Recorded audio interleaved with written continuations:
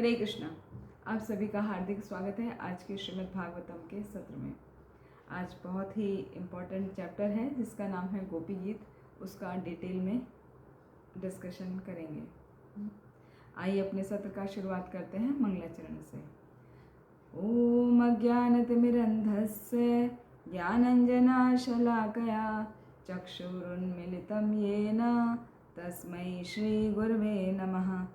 ओम नमो भगवते वासुदेवाय। ओम नमो भगवते वासुदेवाय। ओम नमो भगवते वासुदेवाय। नारायणं नमस्कृत्यं नरं चैव नरोत्तमं देवीं सरस्वतीं व्यासं ततो जयमुदीरयेत्। नष्टप्रायेष्व भद्रेषु नित्यं भागवत सेवया भगवती उत्तमा श्लोकैर्भवते भक्ते नष्टकिः। हरे कृष्णा। एक बार फिर आप सभी का हार्दिक स्वागत है आज के श्रीमद् भागवतम के सत्र में। और पिछली बार हमने जो श्रीमद् भागवतम के मुख्य अध्याय हैं 5 उनकी शुरुआत की थी और अध्याय 29 पिछली बार कंप्लीट हो गया था। और आज उसके आगे है अध्याय 30 गोपियों द्वारा भगवान श्री कृष्ण की खोज। तो पिछली बार हमने देखा था कि जब शरद ऋतु की पूर्णिमा आई तब भगवान श्री कृष्ण ने बंशी बजाई और सभी गोपियाँ उनको मिलने के लिए रात्रि में जंगल में पहुँच गईं। तो अब भगवान श्री कृष्ण ने उनको बोला कि आप सब यहाँ पर क्यों आई हो?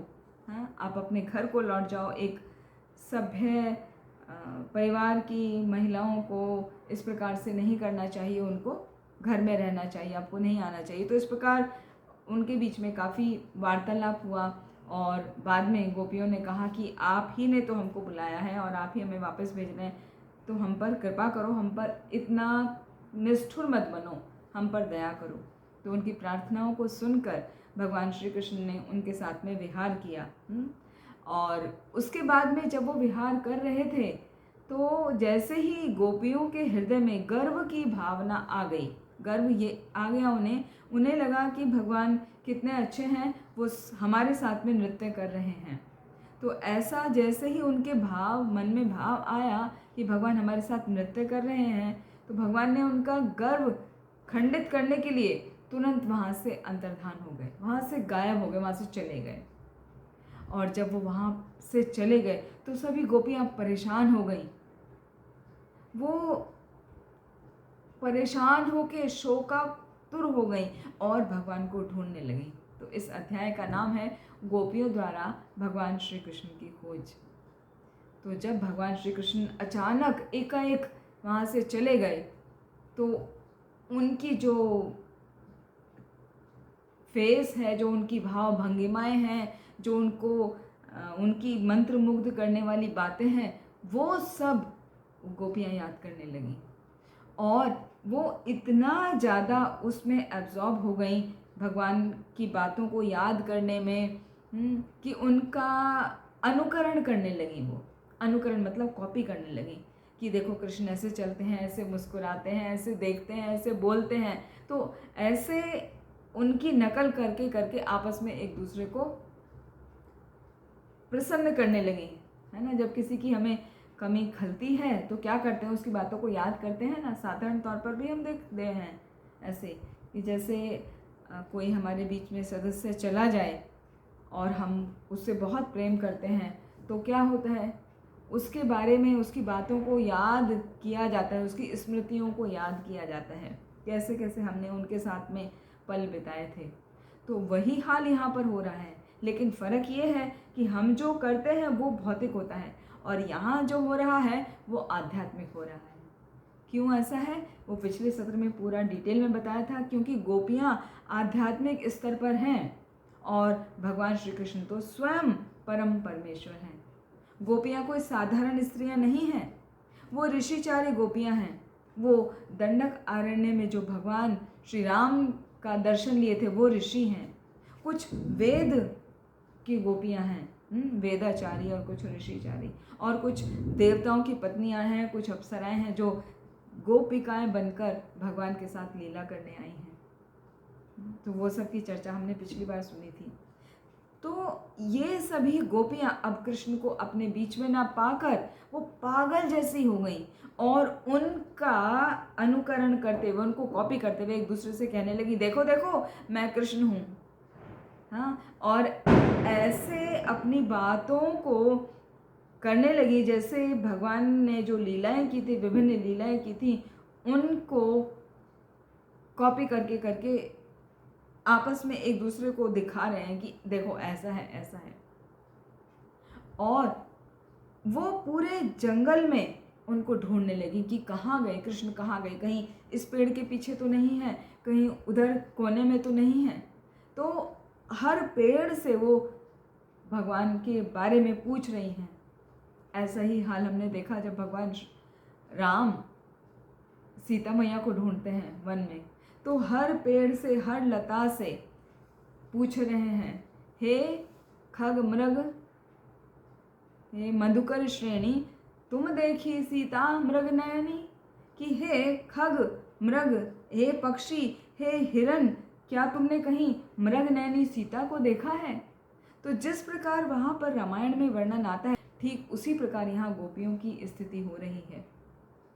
वो सभी वृक्षों से, सभी पुष्पों से कृष्ण के बारे में पूछ रही हैं। वो पूछ रही हैं पेड़ों का नाम ले लेके, वृक्षों का नाम ले लेके, कि हे कुबरक वृक्ष, हे अशोक वृक्ष, हे नाग केसर वृक्ष, हे चंपक, हे पुनाग वृक्ष, क्या तुमने कृष्ण को देखा है। वो कृष्ण जिसकी मधुर मुस्कान है और वो हमसे नजरों को चुरा कर कहीं चले गए हैं।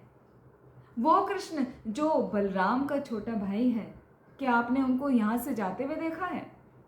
फिर जो विश्वनाथ चक्रवर्ती ठाकुर हैं, वो बहुत सुंदर टीका में उन्होंने वर्णन किया है कि जब वृक्षों ने कोई उत्तर नहीं दिया, गोपियाँ जब पूछ रही हैं वृक्षों से, क्या तुमने कृष्ण को देखा है, उनका नाम लेके लेके, तो वो वृक्षों ने कोई उत्तर नहीं दिया। तो वो गोपियाँ सोचने लगी, अच्छा ये वृक्ष जो हैं ये क्या है, नर हैं, इसलिए शायद हमें उत्तर नहीं दे रहे हैं। तो ये तुलसी महारानी जो हैं, ये तुलसी तो गोविंद को, कृष्ण को बहुत प्रिय है, चलो हम इन्हीं से पूछते हैं। तो तुलसी के वृक्ष के पास जाके पूछती हैं कि हे तुलसी, आपके पत्तों की माला तो भगवान पहनते हैं ना, कृष्ण पहनते हैं, और उन पर भ्रमर भंवरे जो हैं वो मंडराते रहते हैं, तो आपने उन्हें देखा है क्या। और उनकी ऐसी स्थिति हो रही है, वो हर किसी से पूछ रही है, हे मालती के पुष्प, हे मल्लिका के पुष्प, हे सफ़ेद चमेली जिसको जाति बोलते हैं, हाँ, और दूसरी यूथिका, वो भी एक अन्य प्रकार की चमेली का पुष्प है।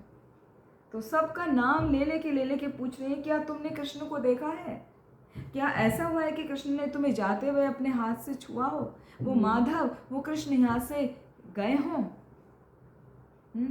हे शाल के वृक्ष, कटहल के वृक्ष, पनस, आसन, कोविदार, जम्बू यानी जामुन के वृक्ष, हे मदार, हे बिल्व वृक्ष, हे बकुल जो छुई मुई का होता है पेड़ उसको, हे आम के वृक्ष, हे कदम्ब के वृक्ष, क्या तुमने यहाँ से देखा है कृष्ण को जाते हुए। तो क्या तुम बता सकते हो कि वो किस ओर गए हैं। तो उनकी स्थिति ऐसी हो रही है कि उनसे विरह सहन नहीं हो रही है, वो पागलों की तरह ढूंढ रही हैं भगवान श्री कृष्ण को। और यहाँ तक कि धरती मैया को भी कह रही हैं गोपियाँ कि आप बहुत ही भाग्यशाली हैं, क्योंकि श्री कृष्ण के चरणों का स्पर्श आपको प्राप्त होता है। ऐसा सौभाग्य और किसका होगा, आपने जरूर कुछ तपस्या की होगी। धरती मैया कौन है, वो तो भगवान की पत्नी है ना, हाँ, भूदेवी। तो वास्तव में इन्होंने कोई तपस्या की होगी, ऐसा गोपियाँ कह रही हैं, तभी तो तुम्हें उनके चरण कमलों का हमेशा संग प्राप्त होता रहता है और तुम हमेशा रोमांचित रहती हो। फिर वो हिरनी से भी पूछने लगी कि हे हिरनी, क्या तुमने हमारे प्रिया को यहाँ से कहीं जाते हुए देखा है। और देखो तो इस दिशा से कैसी सुगंध आ रही है, ऐसा लग रहा है वो यहीं से गए हैं। ये वृक्षों को देखो, वृक्ष कैसे झुके हुए हैं, तो वो झुके हुए वृक्षों से पूछ रहे हैं कि क्या बलराम के छोटे भाई को तुमने यहाँ से जाते हुए देखा? वो जरूर तुम्हें देख के मुस्कुराए होंगे। तो इस तरह की बातें कर रही हैं गोपियाँ। कहने का अर्थ है कि वो इतना भावावेश में आ गई, वो कृष्ण के प्रति इतनी समर्पित हो गई कि उनको और कुछ नहीं सूझ रहा है। उनकी बातों को याद करके करके कि कैसे वो एक हाथ में कमल का पुष्प लेकर चल रहे थे, तो क्या तुमने उनको देखा है? लेकिन क्या हुआ, अंत में किसी से कोई उत्तर ना मिलने के कारण वो परेशान हो गई। वो खोजते खोजते थक गई। अब थक गई तो उन्होंने सोचा अभी बैठ जाते हैं थोड़ा, और बैठ के वो निराशावश फिर उनकी लीलाओं को याद करके करके उनकी नकल करने लगी।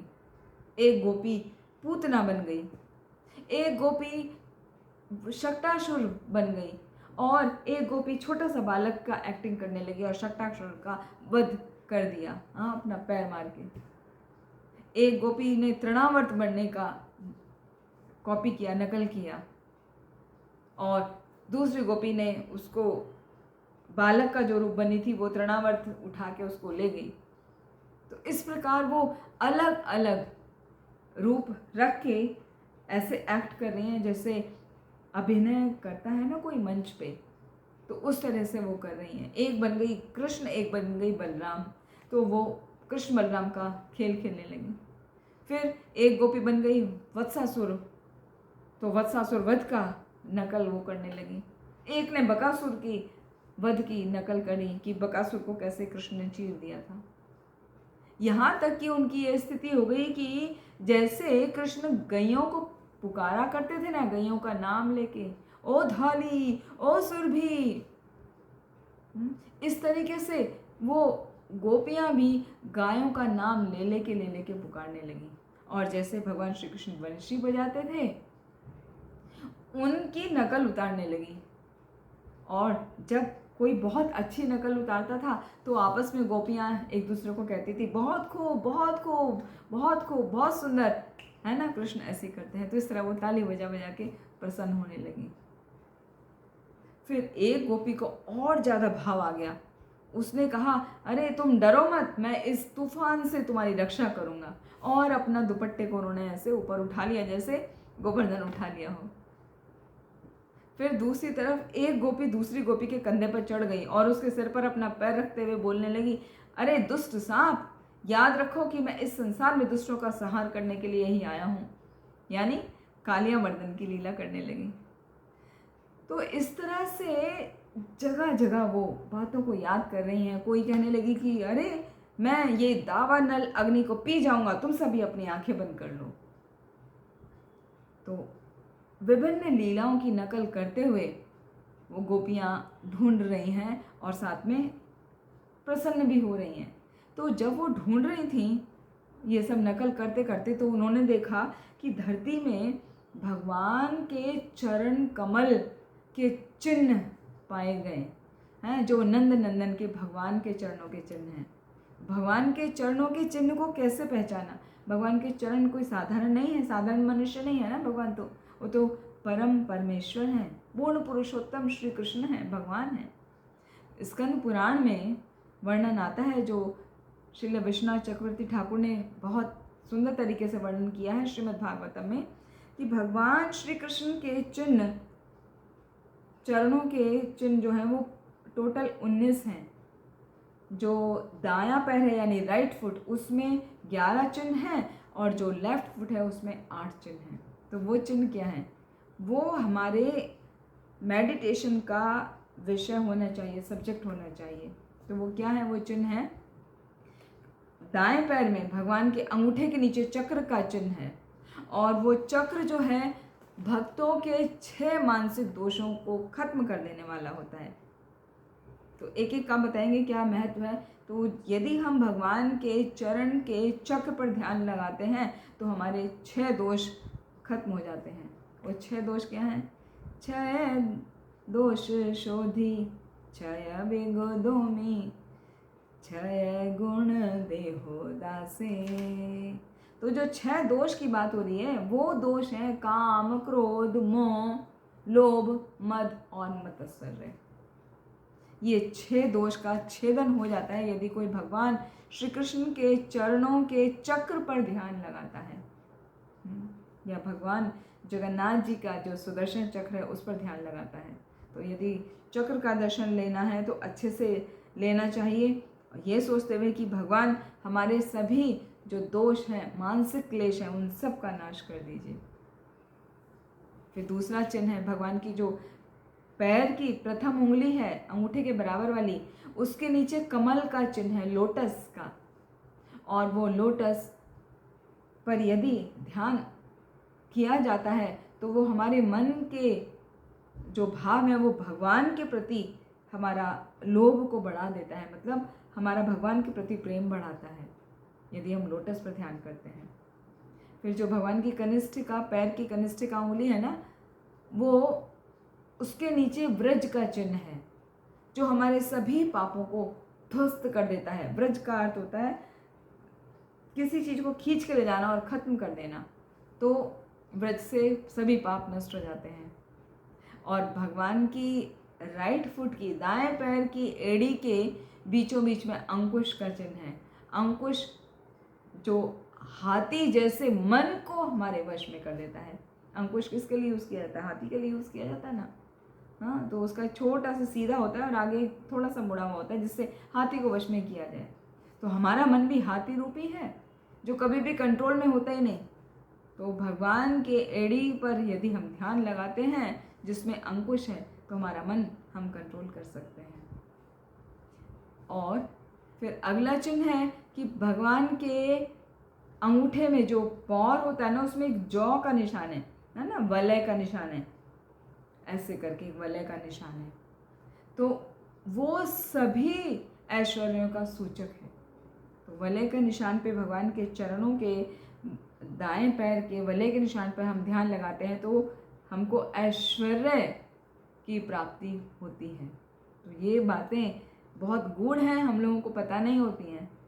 तो जब श्रीमद् भागवतम हम पढ़ते हैं, उसको सुनते हैं, बार बार सुनते हैं, तो इनका पता चलता है, तब हम वैसा अपने जीवन में प्रयोग करते हैं तो हमको वो फल की प्राप्ति अवश्य ही होती है। और भगवान के पैर के बीच में एक सीधी लाइन है, सीधी मतलब एक लंबी लाइन है जो भगवान के एड़ी से लेके मध्य भाग से लेके फर्स्ट टो और फिंगर के बीच में जाती है, जो अंगूठा है और उंगली के बीच में। और एक ध्वज है भगवान के पैर में। फिर जो चक्र बताया था अंगूठे के नीचे, उसके नीचे छत्र है। और पैर के मध्य में 4 स्वस्तिक चिन्ह हैं। सतीय जिन्हें कहा जाता है ना, स्वस्तिक चिन्ह। तो 4 स्वस्तिक चिन्ह हैं और वो स्वस्तिक चिन्ह आपस में ऐसे मिले हुए हैं चारों कि उनके मिलने से बीच में अष्टभुज का निशान बन गया है। तो इस प्रकार ये 11 चिन्ह हैं भगवान के दाएं पैर में, राइट फुट में। और लेफ्ट फुट में क्या है? लेफ्ट का पैर का जो अंगूठा है उसके नीचे है शंख, और उसके बराबर में जो पहली उंगली है उस उंगली के नीचे है 2 चक्र, कॉन्सेंट्रिक सर्कल्स बोलते हैं, मतलब एक बिंदु वाला, उसके बाहर 2 चक्र, अलग अलग नहीं, एक ही सर्कल के साथ में, एक ही केंद्र बिंदु के साथ में 2 सर्कल हैं प्रथम उंगली के नीचे। और वो आकाश के प्रतीक हैं। अंदर वाला चक्र अंतः आकाश का प्रतीक है और बाहर वाला चक्र बाह्य आकाश का प्रतीक है, जिसे हम उसके रूप में भी समझते हैं कि हमारी जो ओज होता है ना, जो तेज होता है, वो हमारा अंतः आकाश और बाह्य आकाश होता है। ओज बाह्य आकाश होता है और एनर्जी जो हम फील करते हैं वो अंतः आकाश है। तो वो चिन्ह भगवान के चरणों पर भी होते हैं, हमें ध्यान लगाना चाहिए। फिर इन जो सर्कल है इनके नीचे एक धनुष का चिन्ह है जो बिना डोरी का होता है, और धनुष के नीचे एक ट्रायंगल, त्रिकोण का चिन्ह है जो 4 जल पात्र से घिरा हुआ है। उसके चारों साइड में जल पात्र हैं और बीच में ट्रायंगल है। फिर ट्रायंगल के नीचे एक अर्धचंद्र है, आधा मून का निशान है, और उसके दोनों साइड में 2 छोटे छोटे त्रिकोण हैं। और फिर चंद्र के नीचे एक मछली है। तो इस प्रकार भगवान के बाएं चरण में 8 चिन्ह हो गए। तो बाएं चरण में 8 और दाएं चरण में 11, टोटल हो गए 19। इस प्रकार ये 19 चरणों वाले जब चरण चिन्हों को गोपियों ने देखा तो वो पहचान गई। अभी उन्होंने क्या किया, उस चरण के चिन्हों का वो पीछा करने लगी, और जब वो पीछा करने लगी तो देखा उन्होंने कुछ समय के बाद में उसके साथ में एक और चरण चिन्ह आ गए। अब वो चरण चिन्ह किसके थे? वो चरण चिन्ह भी कोई साधारण नहीं है, वो है राधा रानी के चरण चिन्ह। तो वो भी कैसे पहचाना उन्होंने? क्योंकि राधा रानी के चरण चिन्हों का भी विशेष वर्णन किया गया है, श्रीमद् भागवतम में वर्णन है। और इसको विश्वनाथ चक्रवर्ती ठाकुर ने लिया है उज्ज्वल नीलमणि से, जो रूप गोस्वामी द्वारा रचित है। तो वहाँ पर वर्णन किया गया है श्रीमती राधा रानी के उल्टे पैर में लेफ्ट में 11 चिन्ह हैं और दाएं में 8 हैं। भगवान श्री कृष्ण के राइट में 11 थे, राधा रानी के लेफ्ट में 11 हैं। फिर भगवान श्री कृष्ण के लेफ्ट में 8 थे, राधा रानी के राइट में 8 हैं। तो राधा रानी के कौन कौन से हैं? लेफ्ट पैर के अंगूठे के नीचे जौ चिन्ह है, उसके नीचे चक्र है, उसके नीचे छत्र है, फिर उसके नीचे एक बाजूबंद है, कंगन है, एक सीधी रेखा है जैसे कृष्ण भगवान के पैर में है। और बीच की उंगली, जो पहली उंगली है, उसके नीचे कमल है, कमल के नीचे फिर ध्वजा है, ध्वजा के नीचे एक लता है, लता में एक फूल लगा हुआ है, और कनिष्ठिका जो सबसे छोटी उंगली होती है उसके नीचे अंकुश का चिन्ह है। और राधा रानी के पैर में भी एक अर्धचंद्र, एड़ी में उनका अर्धचंद्र का चिन्ह है। तो ऑलमोस्ट चिन्ह सब सेम है, बस चेंज हो गया। फिर राइट फुट में दाएं पैर में राधा रानी के अंगूठे के नीचे शंख है, उसके नीचे भाला, और जो सबसे छोटी उंगली होती है कनिष्ठिका, उसके नीचे यज्ञ वेदी है, और उसके नीचे कुंडल, उसके नीचे भाला, और 4 उंगली जो हैं राधा रानी की उंगली, उनके नीचे जो 4 पर्वत हैं, 4 पर्वत पे 4 रथों के चिन्ह हैं, और एड़ी में एक मछली का चिन्ह है। तो इस प्रकार राधा रानी के भी पैर में 19 चिन्ह हो गए। तो जब गोपियों ने देखा श्री कृष्ण के चिन्ह और साथ में राधा रानी के चिन्ह, तो वो तुरंत समझ गई कि ये साथ में जो दूसरे चिन्ह हैं वो और कोई गोपी नहीं है, ये है साथ में श्रीमती राधा रानी। तो अभी ये देख के और जान के उन्हें प्रसन्नता भी हुई और थोड़ी ईर्ष्या भी हुई कि वो हम सबको छोड़ के अकेला और एक गोपी को लेकर चले गए। तो वो ईर्ष्या के कारण क्या, वो और कुछ कुछ सोचने लगी। अनायाराधिता नूनम भगवान हरि ईश्वरः यन्नो विहाय गोविंदः प्रीतो याम अनयत रहा।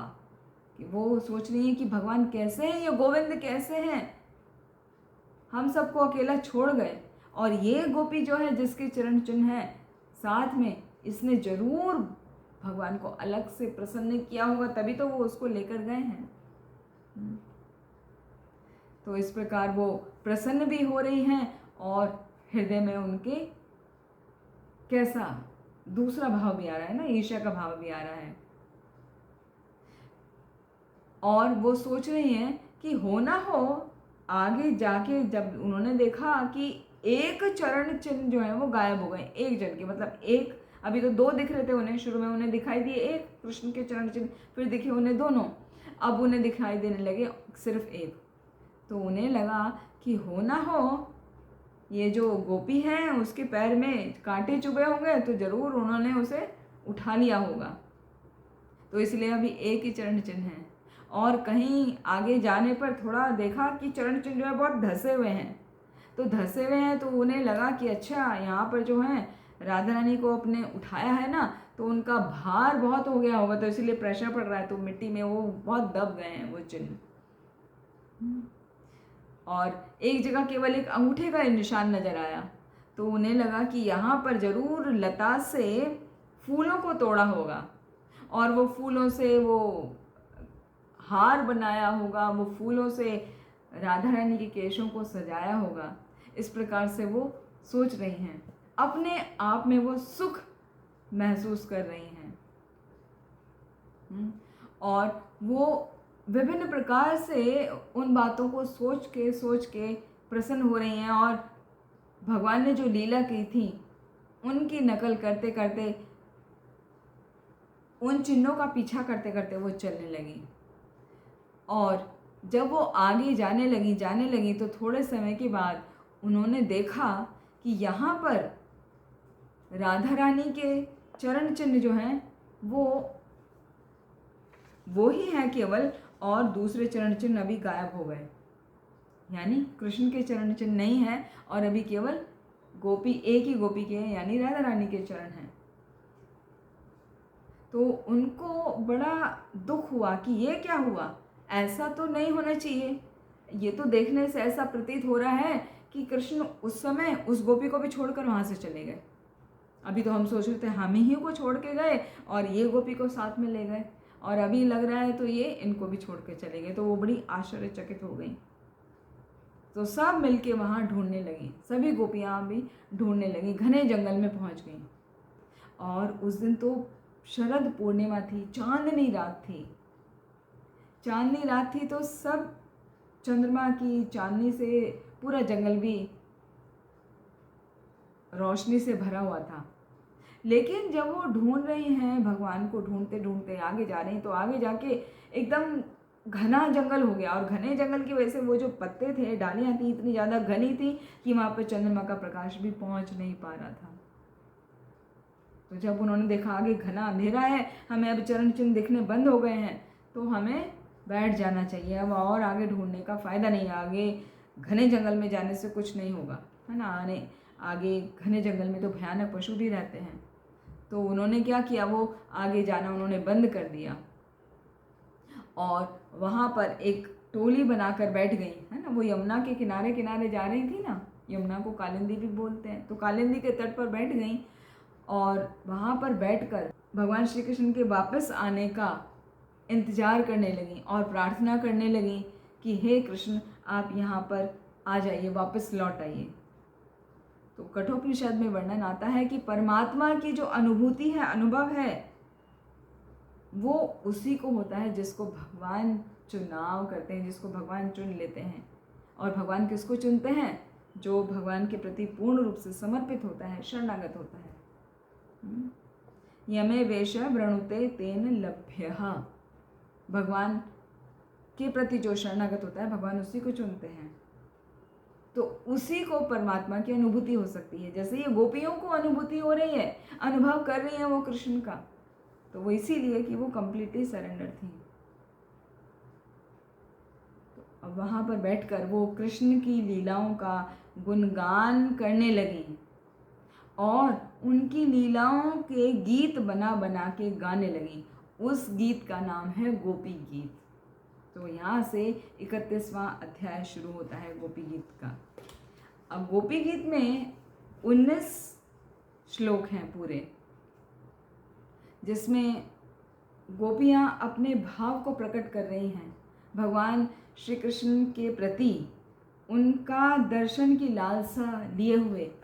तो वो क्या है वो हम सुनेंगे, वो बहुत ही इम्पोर्टेंट है। और ये गोपी गीत जो है इतना अधिक प्रभावशाली है, इसको कहा जाता है कि कार्तिक के महीने में प्रतिदिन इसका पाठ करना चाहिए। और इसका पाठ करने से हमें कृष्ण भक्ति प्राप्त होती है, हमारा कृष्ण के प्रति प्रेम प्रगाढ़ होता है। तो हमें नित्य प्रतिदिन इसका पाठ अवश्य करना चाहिए। तो हम सभी बहुत भाग्यशाली हैं कि हमें ये अवसर मिल रहा है कार्तिक मास में गोपी गीत का वर्णन करने का, उसका श्रवण करने का। तो आइए देखते हैं। गोप्या उचुहु, गोपियों ने कहा, क्या कहा? जयति तेधिकं जन्मना व्रजः श्रेयत इंदिरा शाश्वदात्रहि।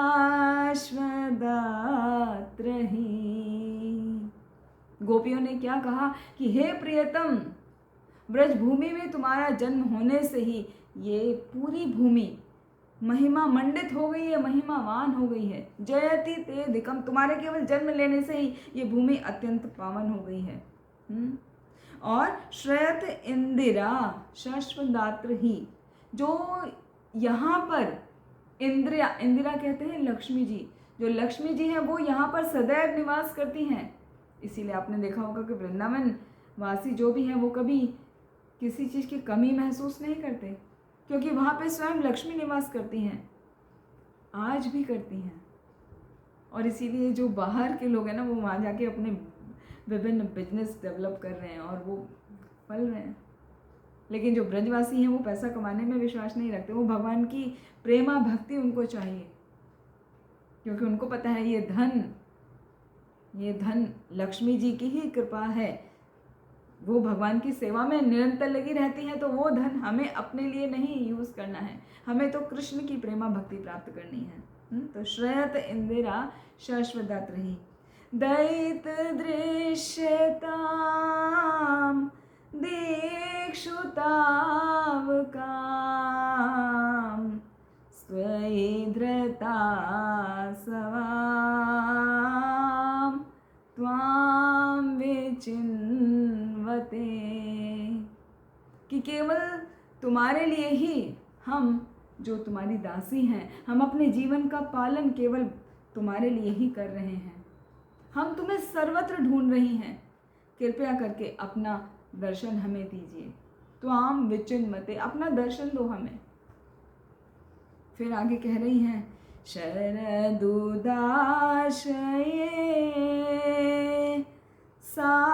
साधुजात सात सरसी जोदरा श्रीमुषादृशा।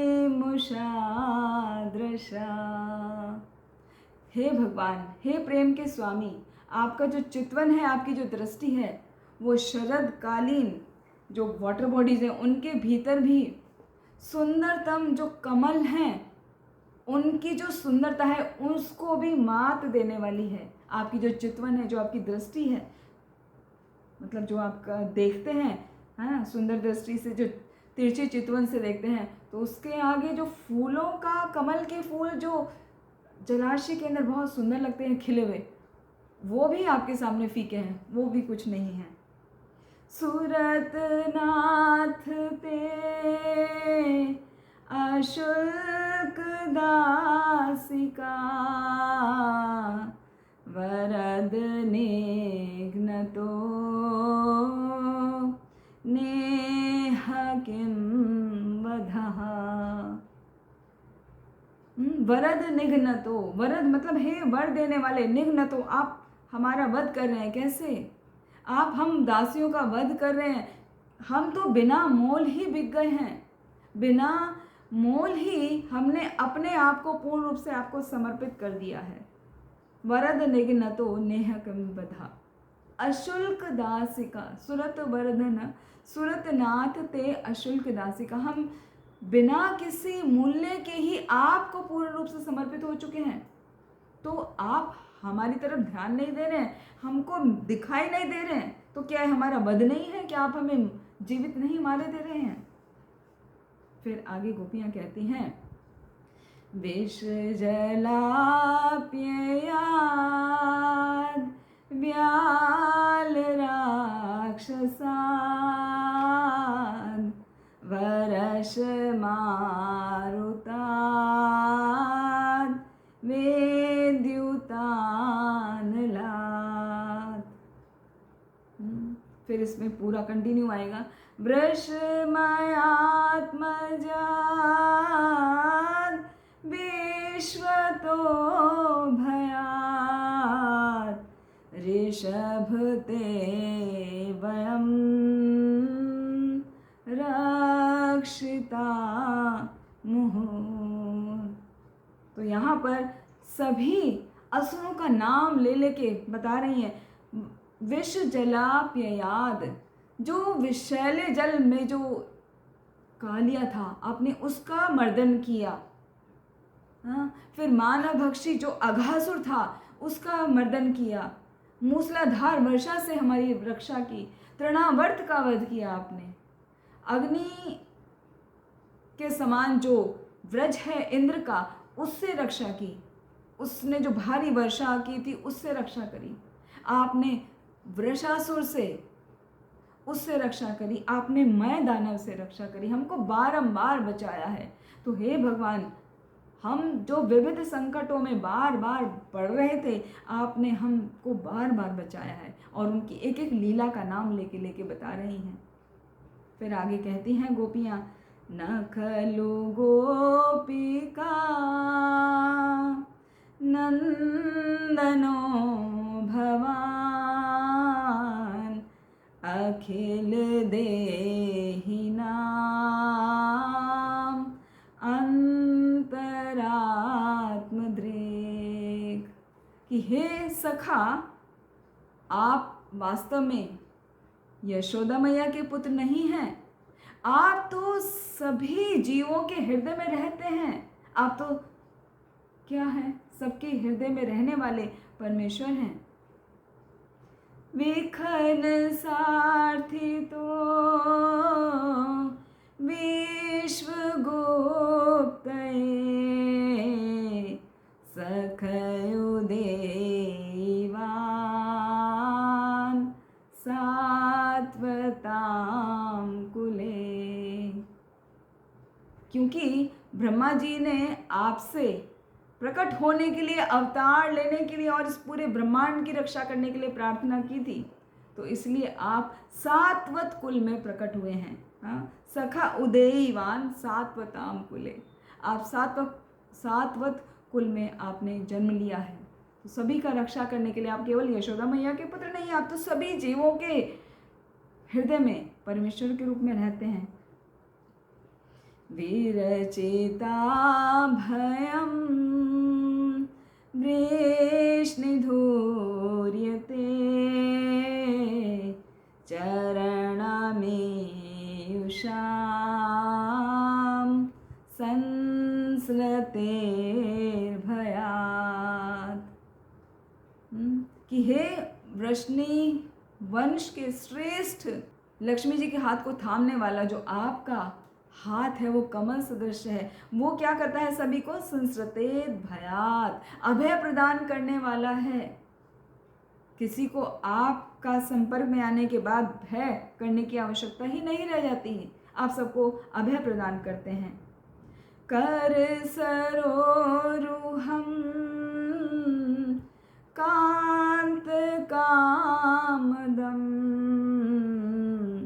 शिरसि धेहि नः श्रीकरागृहम्। कि जो भव सागर के भय से आपके निकट पहुंचता है, आप उसके भय को खत्म कर देते हैं। इस भव सागर, इस जन्म मृत्यु के भय को भी आप समाप्त कर देते हैं। तो हे प्रियतम, उसी कामना को पूर्ण करने वाले कर कमल को आप हमारे सिरों के ऊपर रख दीजिए। शिरसि देहिना श्री करागृहम, कि आपके वो जो कमल रूपी हस्त है जो सबको अभय प्रदान करने वाला है, कृपया करके हमारे सिरों पर उसको रख दीजिए।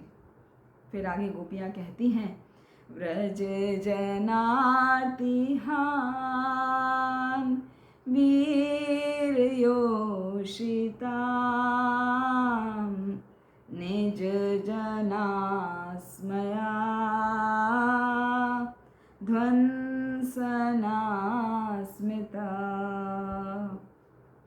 कि हे ब्रज के लोगों के कष्टों को खत्म करने वाले, विनष्ट करने वाले, समस्त स्त्रियों के रक्षक वीर, आपकी हंसी और आपके भक्तों के मिथ्या अभिमान को आप चूर चूर करने देते हैं।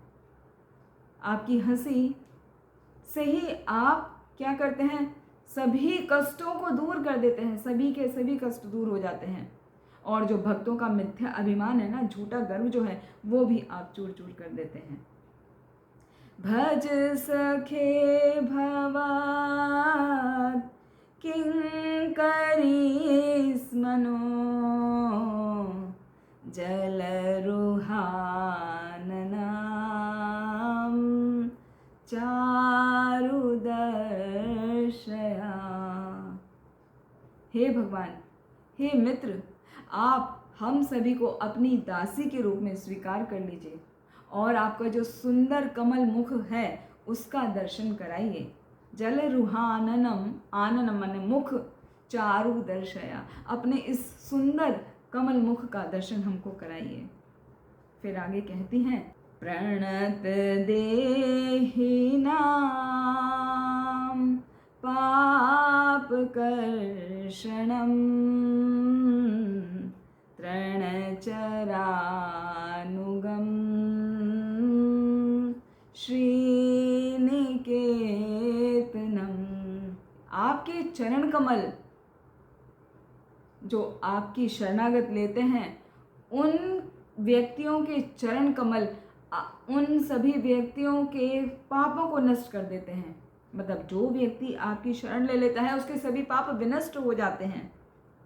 फणे फणार्पितम ते पदाम्बुजम कृणुकुचेषु नः कृन्धि हृच्छयम्। और जो आपके चरण हैं वो गौओं के पीछे पीछे भी आप जाते हैं तो चारागाह जो होते हैं, जो जहाँ पे गैया को रखा जाता है तो वो उनका पालन होता है, वो जो जगह है उसको बोला जाता है चरागाह। तो चरागाह में भी आपके चरण पड़ते हैं और वो सभी जहाँ जहाँ पर भी स्थान आपके चरण पड़ते हैं वो सभी लक्ष्मी जी के दिव्य धाम हैं। वहाँ पर लक्ष्मी जी अपार है, वहाँ कभी धन की कमी नहीं होती। फणी फणार्पितम ते पदाम्बुजम, आपने जो है फण वाला जो सांप था ना कालिया, उसका भी मर्दन किया, उसके भी फनों पर आपने अपने चरण रख दिए थे। कृणुकुचेषु नः कृन्धि हृच्छयम्। तो हे भगवान, आपके जो चरण कमल सभी के पापों को नष्ट कर देते हैं, सभी के भय को नष्ट कर देते हैं, भव सागर से उतार देते हैं। ऐसे चरण कमल को हमारे हृदय पर रख दीजिए और हमारी जो काम वासना की भावना है उसको छिन्न भिन्न कर दीजिए। वो चरण कमल आपके इतने पावन हैं, इतने पावक हैं, वो चरण कमल हमारे हृदय पर भी रख दीजिए। फिर आगे गाती हैं गोपियाँ, मधुरया गिरा वल्गुवाक्यया बुध मनोज्ञया पुष्करेक्षणा। मधुरया गिरा, गिरा कहते हैं वाणी को, जो मधुर वाणी है। हे कमल नेत्र, आपकी मधुर वाणी, आपके जो मोहक शब्द हैं, जो कि सभी बुद्ध मनोज्ञया, सभी बुद्धिमान मनुष्य हैं उनके मन को आकर्षित करने वाले हैं। आप हम सभी को ज़्यादा से ज़्यादा मोहित कर रहे हैं। विधि करी रिमा वीर मुहुयतीर अधर सीधुना प्यायया स्वनः। कि हे वीर, जो आपके होठों से अमृत निकल रहा है, हाँ, अधर, अधर कहते हैं होठ, सीधुना, आपके होठों का जो अमृत है कृपया करके वो हमको भी प्रदान कर दीजिए। क्योंकि वो होठों का अमृत जब वंशी में जाता है तो वंशी से जो तान छिड़ती हैं वो आपके अमृत की ही वजह से है कि सब खींचे चले आते हैं। तो हम आपके उस अमृत के आवाज़ से, जो वंशी से निकली आवाज़, उसी से खींचे चले आए, तो वो अमृत आप हमें भी प्रदान कर दीजिए। फिर आता है मोस्ट इम्पॉर्टेंट श्लोका इस गोपी गीत का, 9वां श्लोका। तव कथामृतं तप्त जीवनं कविभिरीडितं कल्मषापहम्। श्रवणमङ्गलं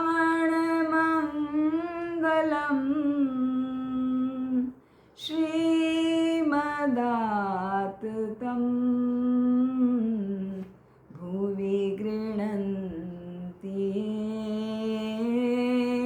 भूरिदा जनः।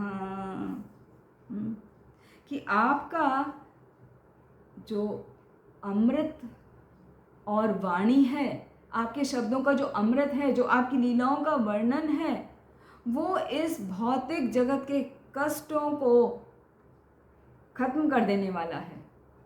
उनका सभी जीवों का प्राण है आपके शब्दों का अमृत, आपकी लीलाओं की चर्चा, आपके नाम रूप गुण लीला इत्यादि का जो वर्णन हम सुनते हैं, जो चर्चा सुनते हैं, वो हम सभी का जीवन और प्राण है।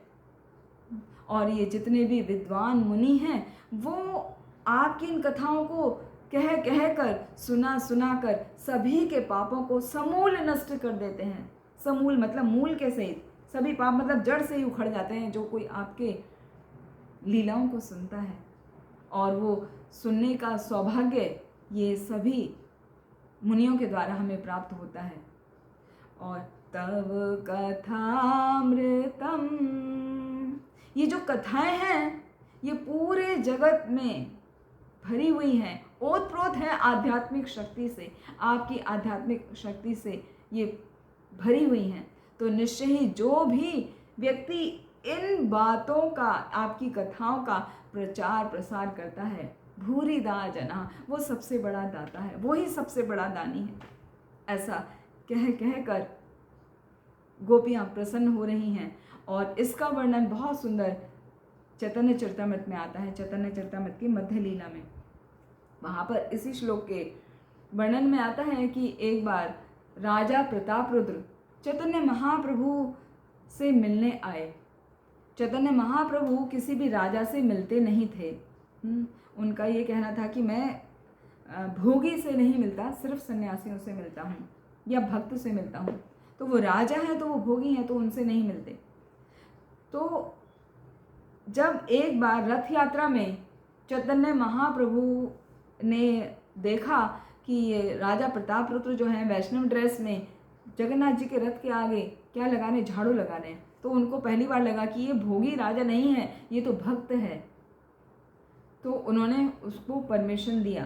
तो परमिशन मिल गई राजा प्रतापरुद्र को जब, तो एक दिन की बात है, चैतन्य महाप्रभु एक बगीचे में आराम कर रहे थे। तो परमिशन तो पहले मिल चुकी थी। तो राजा प्रतापरुद्र अपने राजसी वेश को त्याग कर साधारण वैष्णव का ड्रेस में आ गए। धोती कुर्ता और तिलक लगाकर आए। और उनके जो अनुयायी थे, गोविंद ने उन्हें अंदर जाने दिया कि जाओ, महाप्रभु आराम कर रहे हैं वहाँ पर। तो राजा प्रतापरुद्र ने जैसे ही चैतन्य महाप्रभु को देखा तो वहाँ जाके प्रणाम किया, और प्रणाम करके उनके चरणों में बैठकर उनके चरणों को धीरे धीरे धीरे धीरे दबाने लगे। तो चैतन्य महाप्रभु को अच्छा लगने लगा, और जैसे ही उन्होंने दबाना शुरू किया, राजा प्रतापरुद्र ने उन्होंने साथ में ये गोपी गीत गाना शुरू कर दिया। जयति तेधिकं जन्मना व्रजा, जो हमने अभी तक 8 श्लोकों को सुना। तो जैसे ही एक एक श्लोकों को भगवान चैतन्य महाप्रभु सुनते जा रहे थे प्रतापरुद्र के मुख से, वो अत्यंत आनंदित होते जा रहे थे। और जैसे ही ये 9वां श्लोक सुनाया, तव कथामृतम, तुरंत ही चैतन्य महाप्रभु के शरीर में पुलकित हो गया उनका, और वो पुलक से एकदम आनंदित हो गए, और उन्होंने उठकर राजा प्रतापरुद्र को आलिंगन कर लिया और कहने लगे कि राजा प्रतापरुद्र, तुम ये क्या सुना रहे हो, और सुनाओ, मुझे और सुनाओ। भूरिदा जनः, भूरिदा जनः। क्योंकि जो भगवान की लीलाओं का इस तरह चर्चा करता है, जो भगवान की लीलाओं का प्रचार प्रसार करता है, उससे बड़ा दानी कोई नहीं है। वो बहुत ही बड़ा दानी है।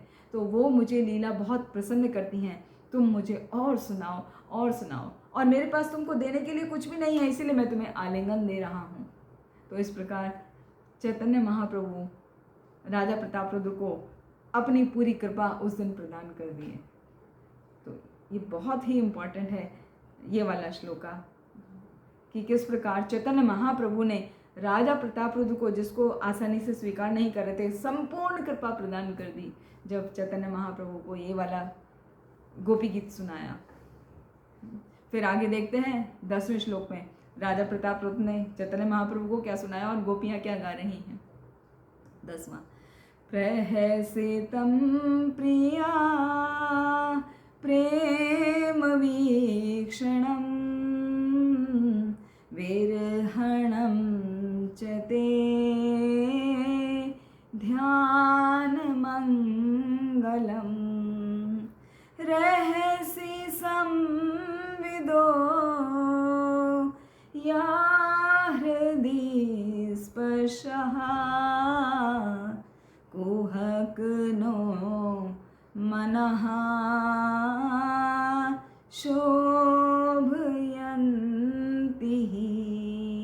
अर्थात हे भगवान, आपकी जो हंसी है प्रहसितम प्रिया, और आपकी जो प्रेम भरी चितवन है वो आपकी घनिष्ठ लीलाएं और गुप्त वार्ताएं, उन सब का ध्यान मंगलकारी है। आपका यानी कि आपकी हंसी देखें, आपका चितवन देखें, आपकी लीलाओं का वर्णन सुने, आपकी जो वार्ताएं हैं उनका हम ध्यान करें तो सभी कुछ मंगलकारी हैं और वो सब हमारे हृदय को स्पर्श करने वाली हैं।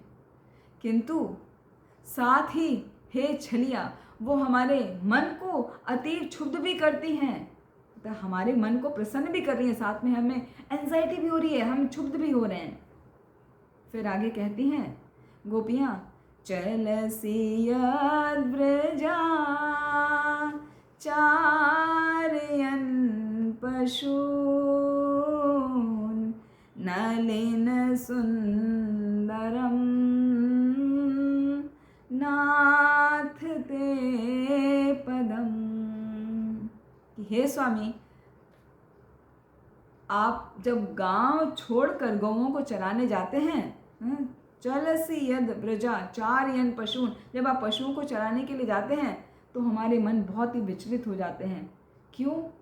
शील तृणांकुर है सीदते नहा कलिलताम मनहा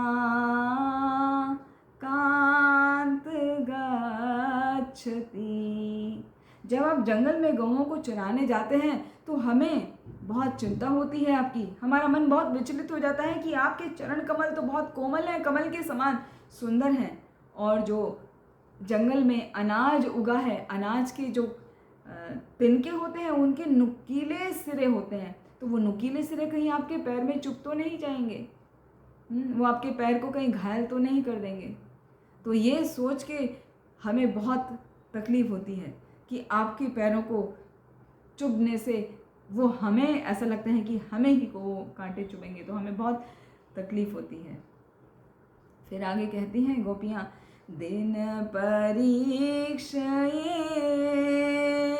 नील कुंतले वन रुहाननम बेभ्रदाव्रतम। दिन परीक्षये, कि जब दिन ढल जाता है और बारंबार गहरे नीले आकाश की जो लटें हैं, गहरे नीले आकाश का जो रंग है वो ऐसा है आपका मुखमंडल, और जब आप लौटते हैं ना शाम को तो आपके मुंह पे पूरा धूल दिखती है, तो आपका जो कमल का मुख है ना वो बहुत सुंदर लगता है, ऐसे लगता है जैसे आकाश में नीले नीले बादल चमक रहे हों। कनरजस्वलां दर्शयान् मुहुर् मनसि नः स्मरां वीरयच्छसि। आपका जो धूल से लिपटा हुआ मुखमंडल है ना, वो हमारे हृदय में विभिन्न प्रकार की इच्छाओं को जागृत कर देता है। आप बहुत सुंदर लगते हैं उस रूप में। प्रणत कामदम पद्मजार्चितं धरणिमण्डनं ध्येयमापदि। प्रणत कामदम पद्मजार्चितम, कि ब्रह्मा जी भी आपके चरण कमलों की पूजा करते हैं और उनके प्रति नतमस्तक होते हैं। चरण पंकजम शंततम च ते रमण नहस्तनेश्वर्पयादिहन्।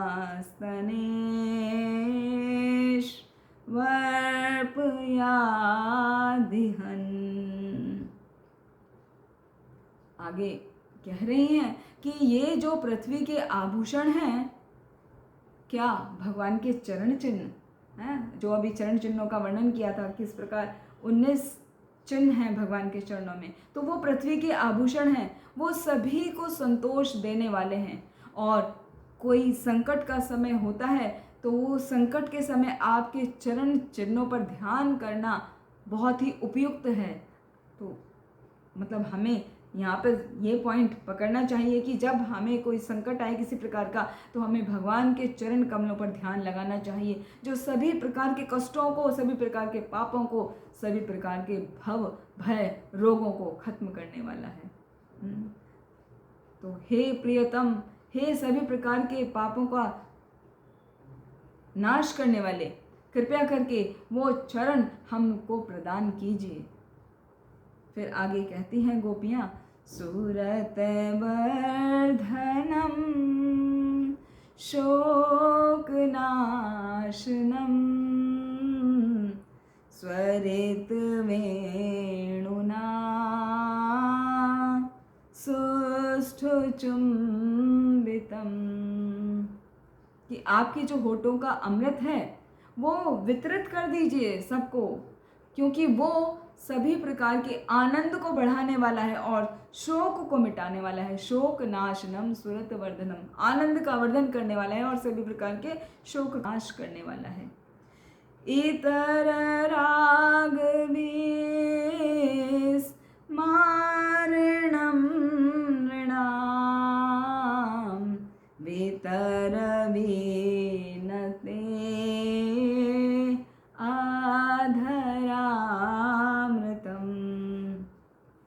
वो जो अमृत है उसका आस्वादन करती हुई आपकी वंशी हमेशा उसका आस्वादन करती रहती है, और अन्य लोगों की जितनी भी आसक्ति हैं उसका जो भी श्रवण करता है उसकी सभी आसक्तियाँ दूर हो जाती हैं। जैसे पिछले चैप्टर में डिस्कस किया था कि जब वंशी की धुन सुनी सभी गोपियों ने, तो उनकी जो भी आसक्ति थी अपने घर परिवार के प्रति वो सब निकल गई आसक्ति और वो सब आ गई। तो यहाँ पर वही वर्णन कर रही हैं कि आपकी जो अमृत है, अधर अमृत है, वो वंशी के द्वारा जो ध्वनि उत्पन्न करता है वो सभी की आसक्तियों को खत्म कर देता है। अटति यद् भवान् हीन काननां त्रुटियुगायते त्वाम पश्यताम्। जब आप दिन के समय जंगल में जाते हैं तो त्रुटि युगायते, एक त्रुटि कहते हैं एक क्षण को, क्षण का भी 1700 पार्ट, मतलब 1700 हिस्सा एक क्षण का, उसको कहते हैं एक त्रुटि। तो त्रुटि युगायते त्वाम पश्यताम, हमारा एक एक क्षण जो होता है वो हमें इतना बड़ा दिखाई देता है जब आप दिन के समय जंगल चले जाते हैं। कुटिल कुंतलम श्रीमुखम च ते जडयुदीक्षताम पक्ष्मक्रोदृशाम।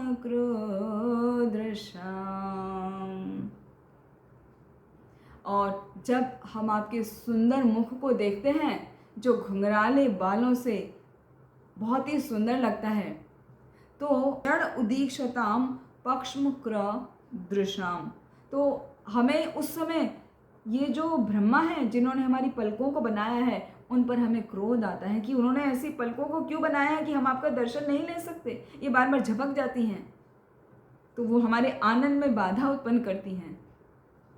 तो गोपियाँ ब्रह्मा जी को भी ऐसे नाराज हो रही हैं कि आपका इतना सुंदर मुख मंडल है, उसको हम दर्शन नहीं कर पा रहे हैं। ब्रह्मा जी ने क्या बनाया है, ये पक्ष्म, ये जो पलके हैं, उनकी वजह से हम देख नहीं सकते आपको निरंतर। वो मूर्ख हैं, मूर्ख सृष्टा ने बनाया है। फिर आगे कहती हैं गोपियाँ, पति सुतान्वया भ्रात बांधवान् अति विलंघ्यते अन्त्यच्युता गतः गतिविदस्तवोद् गीतमोहितः